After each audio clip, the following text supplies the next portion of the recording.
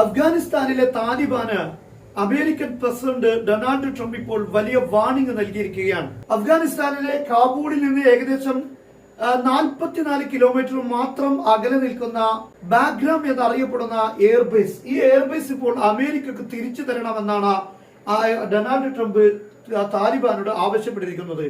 എന്നാൽ ഇത് പൂർണ്ണമായും താലിബാൻ തള്ളിക്കളഞ്ഞിരിക്കുകയാണ്. 20 വർഷവും കൂടെ അഫ്ഗാനിസ്ഥാനിൽ യുദ്ധം ചെയ്യേണ്ടി വരുമെന്നാണ് താലിബാൻ ഇപ്പോൾ പറഞ്ഞിരിക്കുന്നത്. യഥാർത്ഥത്തിൽ ആളുകളൊക്കെ ഇത് ചൈനയോടുള്ള തിരിച്ചടിക്കാണ്, ചൈനയുടെ ആണവായുധത്തിന്റെ തൊട്ട അടുത്താണ് ബാഗ്രാം എന്നറിയപ്പെടുന്ന എയർബേസ് വരുന്നത് എന്നൊക്കെയാണ് വ്യാഖ്യാനിക്കുന്നതെങ്കിൽ വസ്തുത അതല്ല എന്നാണ് നമുക്ക് മനസ്സിലാക്കാൻ സാധിക്കുന്നത്.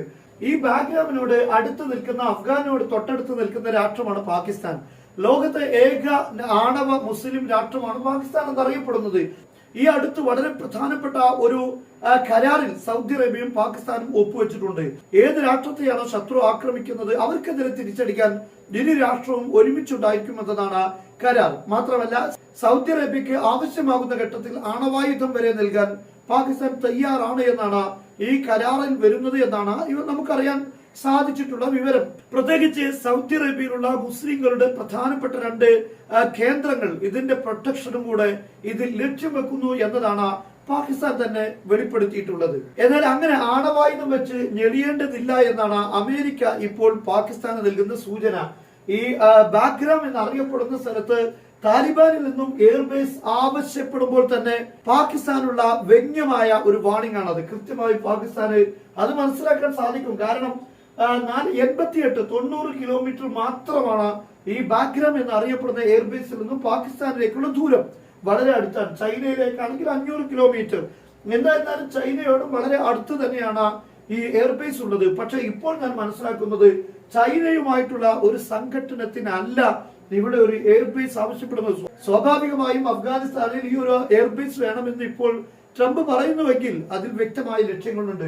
കാരണം ഇറാന്റെ ആണവായുധങ്ങൾ തകർത്തു കഴിഞ്ഞാൽ, അല്ലെങ്കിൽ ആണവ റിയാക്ടറുകൾ തകർത്തു കഴിഞ്ഞാൽ തൊട്ടടുത്ത് ഇസ്രയേലിനും അമേരിക്കക്കും വെല്ലുവിളിയായി നിൽക്കുന്ന രാഷ്ട്രമാണ് പാകിസ്ഥാൻ എന്നറിയപ്പെടുന്നത്. ഈ പാകിസ്ഥാനെ ഏതെങ്കിലും അർത്ഥത്തിൽ അതിന്റെ ആണവ കേന്ദ്രങ്ങൾ തകർക്കുക എന്നത് ഇസ്രയേലിന്റെയും അമേരിക്കയുടെയും വളരെ പ്രധാനപ്പെട്ട ഒരു പദ്ധതി തന്നെയാണ്. നമ്മൾ കുറച്ചു മുമ്പ് തന്നെ പാകിസ്ഥാനെതിരെയുള്ള പാകിസ്ഥാനെതിരെ അമേരിക്കയും ഇസ്രയേലും യുദ്ധം ചെയ്യുന്നതിനെ കുറിച്ചുള്ള കാര്യങ്ങൾ നമ്മൾ പറഞ്ഞിട്ടുണ്ട്. എന്നാൽ അതിനു വേണ്ടിയാണ് ഇപ്പോൾ ഈ നീക്കം നടത്തുന്നത്.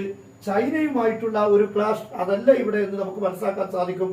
അതുപോലെ മറ്റൊരു കാര്യം, ബാഗ്രാമിൽ ഇങ്ങനെ ഒരു എയർബേസ് ഉണ്ടായി കഴിഞ്ഞാൽ ഈ അഫ്ഗാനിസ്ഥാനിൽ നിന്നും ഇറാന് നേരെ ആക്രമിക്കാനും ഇറാനെ ആക്രമിക്കാനും അമേരിക്കക്ക് വളരെ സൗകര്യം ലഭിക്കും എന്നതാണ്. അപ്പൊ ഈ 2 കേന്ദ്രങ്ങളെയും തകർക്കാൻ, ഇറാനും അതുപോലെ തന്നെ പാകിസ്ഥാൻ, ഈ 2 രാഷ്ട്രങ്ങളെയും തകർക്കാൻ അഫ്ഗാനിസ്ഥാനിലുള്ള ബാഗ്രാം എന്നറിയപ്പെടുന്ന എയർബേസിലൂടെ അമേരിക്കക്ക് സാധിക്കുമെന്നതാണ് ഇവിടുത്തെ പ്രധാനപ്പെട്ട കാര്യം. ഇങ്ങനെ പെട്ടെന്ന് ട്രംപ് ആവശ്യപ്പെടാനുള്ള കാരണം ഈ സൗദി അറേബ്യയും അതുപോലെ തന്നെ പാകിസ്ഥാനും തമ്മിലുള്ള ഈ കരാർ തന്നെയാണ്. ഈ കരാർ പുറത്തു വന്നതോടുകൂടെ ഒരു വളരെ പ്രധാനപ്പെട്ട അവരുടെ സ്ട്രാറ്റജി നടപ്പിലാക്കുക എന്നത് ഈ ആയുധം വെച്ചുകൊണ്ട് പാകിസ്ഥാൻ നടത്തുന്നു എന്ന് അമേരിക്കക്ക് ബോധ്യപ്പെടുന്നു, ഇസ്രായേലിന് ബോധ്യപ്പെടുന്നു. അതുകൊണ്ട് ഈ പാകിസ്ഥാനുള്ള ശക്തമായ ഒരു മുന്നറിയിപ്പ് തന്നെയാണ് ഈ കേന്ദ്രം വിട്ടുതരാൻ വേണ്ടി താലിബാനോട് ഇപ്പോൾ ട്രംപ് ആവശ്യപ്പെട്ടതിലൂടെ പാകിസ്ഥാന് ട്രംപ് നൽകുന്ന സൂചന.